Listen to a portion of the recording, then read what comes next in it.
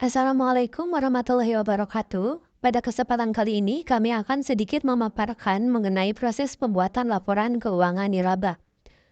Sebelumnya, perkenalkan kami dari kelompok 2 dengan anggota kelompok yang pertama Arika Sarik dengan NPM 1022110, kemudian yang kedua Dede Rismanto dengan NPM 1022164, dan yang ketiga ada Sipa Uljana dengan NPM 1022121. Selanjutnya, untuk materi pertama akan disampaikan oleh Arika Sari. Laporan keuangan organisasi nirlaba. Organisasi nirlaba memiliki perbedaan yang cukup signifikan dengan organisasi yang berorientasi kepada laba. Dalam menjalankan kegiatannya, organisasi nirlaba tidak semata-mata digerakkan oleh tujuan untuk mencari laba. Meski demikian, not for profit juga harus diartikan sebagai not for loss. Oleh karena itu, organisasi nirlaba selayaknya pun tidak mengalami defisit.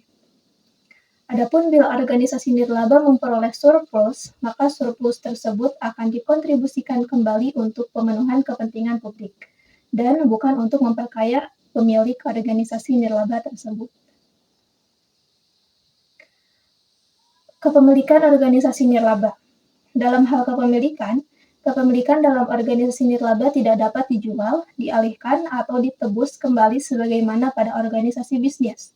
Selain itu, kedua jenis organisasi tersebut berbeda dalam hal cara organisasi memperoleh sumber daya yang dibutuhkan untuk melakukan berbagai aktivitas operasinya. Organisasi nirlaba umumnya memperoleh sumber daya dari sumbangan para anggota dan donatur lainnya, yang idealnya tidak mengharapkan adanya pengembalian atas donasi yang mereka berikan.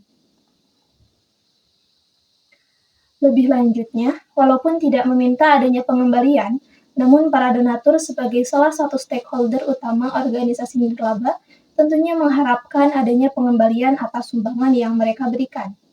Pada donatur ini, baik persyaratan atau tidak, tentu tetap menginginkan pelaporan serta pertanggungjawaban yang transparan atas dana yang mereka berikan. Para donatur ingin mengetahui bagaimana dana yang mereka berikan dikelola dengan baik dan dipergunakan untuk memberi manfaat bagi kepentingan publik. Untuk itu, organisasi nirlaba perlu menyusun laporan keuangan. Hal ini bagi sebagian organisasi nirlaba yang skopnya masih kecil serta sumber dayanya masih belum memadai, mungkin akan menjadi hal yang menantang untuk dilakukan. Terlebih karena organisasi nirlaba jenis ini umumnya lebih fokus pada pelaksanaan program ketimbang mengurusi administrasi. Namun hal tersebut tidak boleh dijadikan alasan karena organisasi nirlaba tidak boleh hanya mengandalkan pada kepercayaan yang diberikan para donaturnya. Akuntabilitas sangat diperlukan agar dapat memberikan informasi yang relevan dan dapat diandalkan kepada para donatur, regulator, penerima manfaat, dan publik secara umum. Selanjutnya ada laporan keuangan organisasi nirlaba. Laporan keuangan yang disiapkan organisasi nirlaba sesuai dengan PSAK nomor 45, yaitu setidaknya perlu menyusun 4 jenis laporan keuangan. Itu yang pertama ada laporan posisi keuangan yang bertujuan untuk menyediakan informasi mengenai aset, kewajiban, aset bersih, dan informasi mengenai hubungan di antara unsur-unsur tersebut pada waktu tertentu. Yang kedua, laporan aktivitas yang bertujuan untuk menyediakan informasi mengenai pengaruh transaksi dan peristiwa lain yang mengubah jumlah dan sifat aset bersih, hubungan antar transaksi, dan peristiwa lain dan bagaimana penggunaan sumber daya dalam pelaksanaan sebagai program atau jasa. Yang ketiga ada laporan arus kas. Tujuan utamanya adalah untuk menyajikan informasi mengenai penerimaan dan pengeluaran kas dalam suatu periode. Adapun klasifikasi penerimaan dan pengeluaran kas pada laporan arus kas organisasi nirlaba sama dengan yang ada pada organisasi bisnis, yaitu arus kas dari aktivitas operasi, aktivitas investasi, dan aktivitas pendanaan. Lalu yang keempat ada catatan atas laporan keuangan atau CALK adalah laporan keuangan yang bertujuan sebagai informasi tambahan sekaligus penjelas atas informasi keuangan yang telah dibuat. Dari keempat jenis laporan yang tadi telah disebutkan, dapat dicermati bahwa laporan keuangan organisasi nirlaba mirip dengan organisasi bisnis. kecuali pada 3 hal utama, yaitu yang pertama ada komponen laporan posisi keuangan organisasi nirlaba memiliki beberapa keunikan bila dibandingkan dengan komponen laporan keuangan organisasi bisnis. Lalu yang kedua, untuk organisasi nirlaba tidak memiliki laporan laba rugi, namun laporan ini dapat dianalogikan dengan laporan aktivitas. Informasi sentral dalam laporan laba rugi umumnya terletak pada komponen laba atau rugi yang dihasilkan organisasi bisnis dalam suatu periode. Sementara itu, informasi sentral dalam laporan aktivitas terletak pada perubahan aset neto yang dikelola oleh organisasi nirlaba. Lalu yang ketiga, ada organisasi nirlaba tidak memiliki laporan perubahan ekuitas, sebagaimana layaknya organisasi bisnis. Hal ini disebabkan organisasi nirlaba tidak dimiliki oleh entitas manapun. Selanjutnya ada ekuitas dalam organisasi nirlaba. Ekuitas dalam organisasi nirlaba bisa dianalogikan dengan aset neto yang akan disajikan dalam laporan aktivitas. Aset neto tersebut terdiri dari 3 jenis, sebagaimana jelaskan berikut ini. Yang pertama, ada aset neto tidak terikat. Adalah sumber daya yang penggunaannya tidak dibatasi untuk tujuan tertentu oleh penyumbang. Yang kedua, aset neto terikat temporer adalah sumber daya yang pembatasan penggunaannya dipertahankan sampai dengan periode tertentu atau sampai dengan terpenuhinya keadaan tertentu. Yang ketiga, ada aset neto terikat permanen, adalah sumber daya yang pembatasan penggunaannya dipertahankan secara permanen. Selanjutnya, proses pembuatan laporan keuangan nirlaba dibagi menjadi 2 tahap. Yang pertama ada tahap pencatatan. Dokumen yang berhubungan dengan keuangan yayasan atau organisasi seperti invoice atau tagihan, voucher kas kecil, perhitungan gaji staf, dan dokumen lainnya dikumpulkan, kemudian dicatat sebagai transaksi keuangan berdasarkan urutan kronologis tertentu atau tanggal transaksi dan dikelompokkan dalam akun yang tepat setiap periode tertentu lewat mekanisme pembuatan jurnal. Lalu yang kedua ada tahap meringkas. Pada tahap ini semua perkiraan akan diringkas dan dibuatkan suatu daftar panjang yang berisi saldo masing-masing perkiraan. Semua akun diringkas dan dilanjutkan untuk dilakukannya adjustment atau koreksi apabila terjadi suatu kesalahan dan menjamin semua transaksi yang terjadi sudah dibukukan atau dicatat. Termasuk dalam tahap ini adalah pembetulan kesalahan dan pencatatan transaksi. Selanjutnya, proses pembuatan laporan keuangan nirlaba. Terdapat 8 langkah untuk membuat laporan keuangan nirlaba. Yang pertama adalah dokumentasi transaksi keuangan diterima atau disiapkan. Lalu yang kedua, transaksi dicatat di dalam jurnal. Yang ketiga, transaksi jurnal diposting ke perkiraan atau akunnya masing-masing. Yang keempat, perkiraan disusun dalam neraca percobaan. Lalu yang kelima, memasukkan penyesuaian atau adjustment yang diperlukan. Yang keenam, membuat pelaporan keuangan. Yang ketujuh, membuat jurnal penutup atau closing. Dan yang terakhir, membuat jurnal pembalik. Assalamualaikum warahmatullahi wabarakatuh. Saya Sifoldana dengan nomor MPM 1022-1021. Di sini akan membahas mengenai sistem akuntansi. Sistem akuntansi merupakan suatu sistem yang diciptakan untuk mengidentifikasi, merangkaikan, menggolongkan, menganalisis, mencatat, dan melaporkan transaksi lembaga serta menyelenggarakan pertanggungjawaban aset dan hutang lembaga. Untuk menghasilkan informasi akuntansi, diperlukan metode dan perangkat tertentu untuk mengolah data-data yang dikumpulkan. Sistem akuntansi merupakan suatu kumpulan dari 1. Dokumentasi atas transaksi akuntansi, baik jurnal, buku bank, buku besar, dan lain-lain. 2. Sistem dan prosedur yang ditetapkan untuk semua staf lembaga. Dengan demikian, sistem akuntansi mengkomodisi semua kegiatan keuangan lembaga mulai dari tahapan awal yaitu identifikasi kejadian keuangan yang mempengaruhi lembaga sampai ke pembuatan laporan keuangan dan analisis atas informasi keuangan. Selanjutnya, kita akan membahas mengenai bagian perkiraan atau chart of account. Biasa kita mengenal dengan singkatan COA. Bagian perkiraan adalah suatu akun yang memuat perkiraan-perkiraan suatu akun yang tersedia untuk digunakan dalam mencatat transaksi keuangan lembaga. Saldo akhir pada masing-masing perkiraan ini akan menjadi komponen yang membentuk laporan keuangan, yaitu laporan posisi keuangan, laporan aktivitas, serta laporan arus kas. Untuk mengelola transaksi dibutuhkan piranti lunak berupa software akuntansi. Sebagaimana software yang lain, dibutuhkan suatu input atau masukan yang baik agar dapat diolah menjadi output yang sesuai dengan harapan. Input yang memenuhi syarat pengolahan umumnya harus diberikan kode yang seragam dan sistematis. Bagan perkiraan dengan demikian akan berupa daftar perkiraan-perkiraan detail yang dapat digunakan untuk memproduksi laporan keuangan. Bagan perkiraan ini terdiri dari 5 kelompok. Yang pertama ada aset, utang, kekayaan bersih lembaga, pendapatan, dan biaya. Hal ini perlu dipertimbangkan ketika merancang bagan perkiraan yang setidaknya butuh untuk melacak biaya atau pendapatan yang diperoleh dalam suatu periode.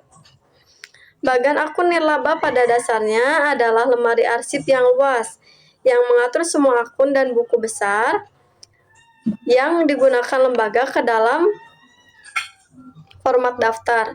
Tujuannya adalah untuk membantu menentukan informasi tentang segala hal, mulai dari simpanan hingga pertumbuhan investasi serta catatan penggajian.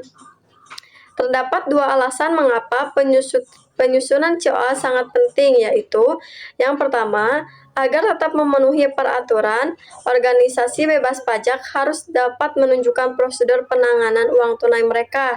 Dengan kata lain, ini menjelaskan bagaimana uang masuk dan keluar. COA membantu mengatur data agar pengumpulan pengajuan yang berlaku menjadi lebih mudah. Yang kedua, COA juga membantu organisasi dalam pengelolaan keuangan mereka secara keseluruhan, baik organisasi yang menggunakan basic akuntansi akrual atau akuntansi dana. Memiliki COA merinci pada suatu situs keuangan sehingga organisasi mengetahui posisi dalam arus kas. Selain itu, tindakan menyesuaikannya membantu untuk menemukan dan mengatasi setiap perbedaan sebelum menjadi masalah yang lebih besar. Selanjutnya ada perkiraan atau ledger, atau kita sering mengenalnya dengan sebutan buku besar. Buku besar merupakan suatu kesatuan kode yang nantinya akan membentuk laporan keuangan. Dengan demikian, perkiraan akan mencatat transaksi-transaksi yang sejenis dan memiliki efek yang sama terhadap lembaga. Perkiraan menggunakan kode untuk memudahkan identifikasi serta pemrosesannya. Biasanya kode ditunjukkan oleh 5 digit angka atau alfabet, di mana masing-masing digit memiliki arti tersendiri dan dapat dilakukan pengkategorian atau perincian masing-masing perkiraan berdasarkan digit tersebut. Sehingga kode perkiraan sebenarnya menunjukkan suatu susunan yang sistematis dari semua perkiraan yang terlibat dalam transaksi yayasan sehari-hari. Hubungan antar akun dan yang akan memegang peranan penting dalam pencatatan transaksi.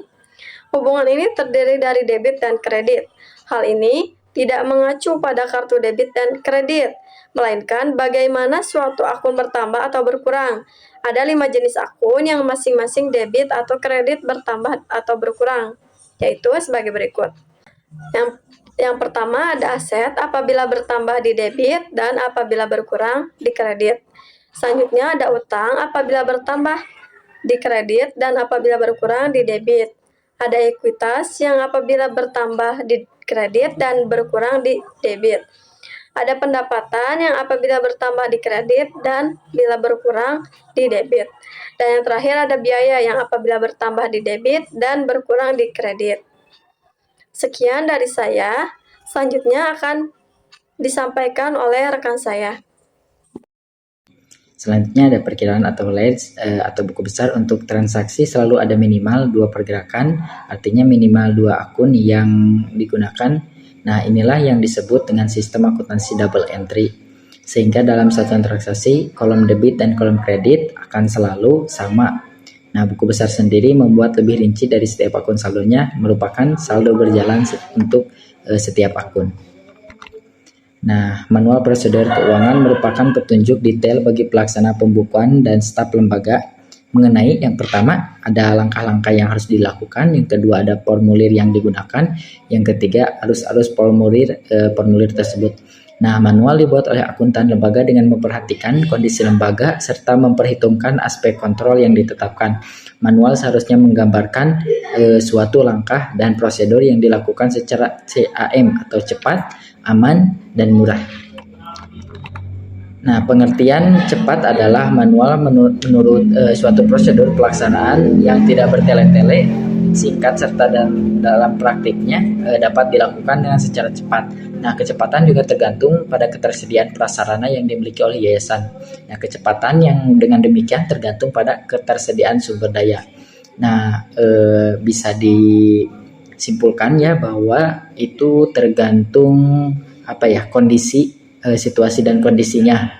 Jadi bagaimana sarana dan prasarana yayasan tersebut. Kemudian manual juga harus memperhatikan keamanan sesuai dengan prosedur yang telah ditetapkan. Bila terdapat prosedur pembayaran tunai, manual harus menyatakan pada jumlah berapa maksimum pembayaran tunai yang harus dilakukan. Hal ini dilakukan agar tidak terjadi penyimpanan atau pembayaran tunai dalam jumlah yang cukup besar yang riskan dari segi keamanan, baik segi pengambilan dari bank, penyimpanan di berangkas yayasan, maupun kemungkinan terjadinya selisih. Nah, jadi untuk manual ini ada batasnya supaya tidak terjadi resiko yang besar begitu. Jadi ada batasan minimumnya. Selanjutnya, dari serangkaian prosedur harus diupayakan agar prosedur berjalan dengan biaya murah. Dalam arti prosedur haruslah dirancang agar tidak memakai biaya yang tinggi, baik itu dalam bentuk biaya yang harus dibayar maupun waktu yang harus dihabiskan oleh staf yayasan. Nah, jadi bisa diartikan kembali bahwa prosedur ini dirancang tidak memakan biaya yang cukup tinggi. Nah, jadi supaya biaya itu lebih rendah, supaya waktunya itu bisa dimanfaatkan secara cepat gitu oleh staf yayasan. Manual harus dibuat pada tataran yang dimana petunjuk yang ada cukup detail, jelas, tetapi tidak kehilangan fleksibilitas dalam hal terjadi hal-hal di luar perhitungan. Karena apabila manual tersebut detail, maka menyulitkan dalam hal terjadi keadaan yang tidak diperkirakan sebelumnya. Demikian juga manual yang terlalu lebar atau hanya membuat garis besarnya saja, maka akan menyulitkan operasional sehari-hari dari pembukuan. Nah, ini sudah dijelaskan bahwa jangan harus kehilangan fleksibilitas supaya operasional ini tetap berjalan dari hari ke harinya dalam pembukuannya, tidak menyulitkan untuk yayasan yang membuat manual ini. Pada praktiknya, membuat laporan keuangan secara manual bukan merupakan pekerjaan yang mudah dalam penyusunannya. Harus dihindarkan semua praktik-praktik yang sia-sia dalam arti prosedur yang berlebihan, tetapi sekaligus juga dibutuhkan prosedur yang cukup dapat mengatur semua praktik yang akan terjadi. Jadi untuk pembuatan laporan keuangan manual ini dihindari praktik-praktik yang sia-sia atau misalkan praktik-praktik yang tidak diperlukan gitu ya. Jadi yang perlu-perlunya saja dan jangan berlebihan begitu. Selanjutnya ada karakteristik software yaitu membuat pekerjaan pengolahan data jauh menjadi lebih efektif dibanding pengolahan manual. Nah, software menghindari kesalahan klerikal, bekerja secara konsisten dan data dalam jumlah banyak tanpa merasa lelah. Nah, software juga menuntut proteksi atau keamanan dalam prosesnya. Keamanan termasuk dalam perlindungan terhadap transaksi yang ada pada database, perubahan data serta perintah untuk melakukan suatu tindakan. Nah, jadi adanya software ini minimal meminimalisir terjadinya kesalahan begitu dalam pembuatan pembukuan manual. Yang saya tangkap seperti itu. Selanjutnya ada manual yang dibuat membutuhkan revisi seiring dengan perkembangan kegiatan yayasan, seperti juga ada perubahan-perubahan. Jika terlalu sering membuatnya, sulit untuk diikuti. Namun bila tidak pernah direvisi, akan membuat manual menjadi dokumen yang tidak pernah dilakukan. Nah, adanya revisi itu untuk melihat kembali ke belakang gitu ya, transaksi-transaksi bila terjadi kesalahan ataupun salah perhitungan. Jadi emang harus dilakukan revisi supaya meminimalisir terjadinya kesalahan. Selanjutnya ada seperti disebutkan sebelumnya, software biasanya menyederhanakan jurnal dan buku besar. Software memungkinkan untuk mencatat rincian transaksi sekaligus secara otomatis. Nah, memperbaharui saldo akun. Selain itu, software juga secara otomatis mengumpulkan informasi dan transaksi ke dalam laporan keuangan. Saat memilih software, lembaga perlu memastikan software tersebut memiliki elemen organisasi nirlaba, yaitu ada akuntansi dana, pelaporan nirlaba, kemudian ada integrasi dan donasi. Selanjutnya, manusia merupakan aspek terpenting dalam seluruh rangkaian proses produksi informasi keuangan dengan kapasitas kualifikasi yang cukup. Kualitas dan dari informasi dapat diupayakan berada pada tingkat yang maksimal. Nah, manusia ini terlibat haruslah untuk memahami kebutuhan dari pemakaian informasi keuangan yang akan diproduksinya pada satu sisi. Pada sisi yang lain, ia juga harus memiliki kemampuan yang cukup untuk menyajikan informasi tersebut. Segera sesudah itu, ia tahu apa yang diinginkan oleh pemakai laporan keuangan. Jadi, intinya untuk membuat laporan keuangan manual ini, manusia ini adalah aspek terpenting. Jadi, dia yang menjalankannya begitu ya. Selanjutnya, idealnya personel yayasan yang ada di bagian keuangan akan mengelola hal-hal yang berikut. Yang pertama ada menghasilkan informasi keuangan yang lengkap dengan analisis. Jadi informasinya tersebut yang harus lengkap dan dianalisis terlebih dahulu. Yang kedua ada pengeluaran dan pendapatan kas yayasan, pembuatan dan pemeliharaan sistem akuntansi dan prosedur yang baku. Yang keempat ada pelaporan pajaknya, strategi pajak, serta kemampuan menghadapi pajak. Dan yang terakhir ada pembuatan anggaran dan kontrol atasnya. Baik, mungkin cukup sekian yang dapat kami sampaikan. Mohon maaf apabila ada kesalahan. Terima kasih. Wassalamualaikum warahmatullahi wabarakatuh.